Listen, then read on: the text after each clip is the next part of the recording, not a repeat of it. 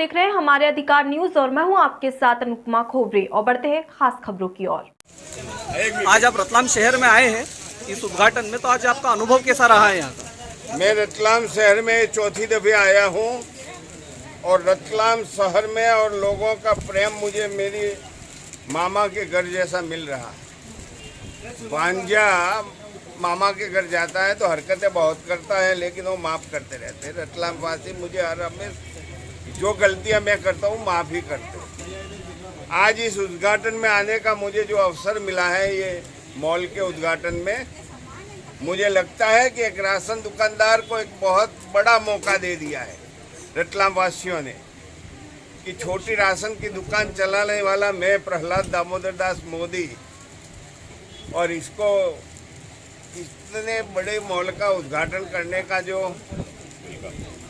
मिला है अवसर मुझे वेलकम मॉल में, मुझे लगता है कि आने वाले दिनों में मुझे भी कुछ ऐसा करना चाहिए। लेकिन सोच रहा हूँ, क्योंकि ये करने के लिए जितने बैंक के इन्वेस्टमेंट की ज़रूरत है उतना मुझे मिलता नहीं है, क्योंकि मेरी उम्र अभी 70 साल के नज़दीक पहुँच गई। बैंक देती नहीं है, बैंक बोलती है युवान होते तो देते, अब युवा नहीं तो वापस आने वाले नहीं हैं। फिर भी देखते हैं, होगा तो करेंगे, नहीं होगा तो राम राम, अपनी ज़िंदगी तो आगे चलाएंगे। बहुत बहुत धन्यवाद। देश में अभी कुछ महंगाई भी बढ़ रही है, उसके बारे में आपका क्या सोचना है? कोरोना काल में भारत सरकार ने अपने गोदाम खाली कर दिए। जैसे पुराने जमाने में राजा कठिन परिस्थिति आती थी, अकाल पड़ता था, तो प्रजा को जिंदा रखने का काम करते थे, वैसा ही आज कोरोना काल में ये बड़ा अकाल पड़ा देश में। बेरोजगारी बढ़ गई, सब रोजगार स्थगित हो गए। तब देश के राजा भारत सरकार, उसकी जिम्मेवारी बनती है कि देश की जनता को भूखा नहीं मरने देना चाहिए, और इसी वजह से भारत सरकार ने करोड़ों टन अनाज बिना पैसों से कई महीनों तक,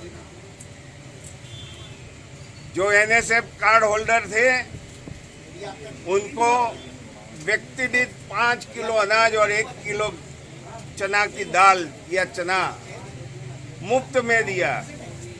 आप समझ सकते हो कि बड़ा भंडार जब खाली होता है फिर भंडार तो भरना ही पड़ेगा, और वो भरने के लिए किसानों से माल खरीदना पड़ेगा।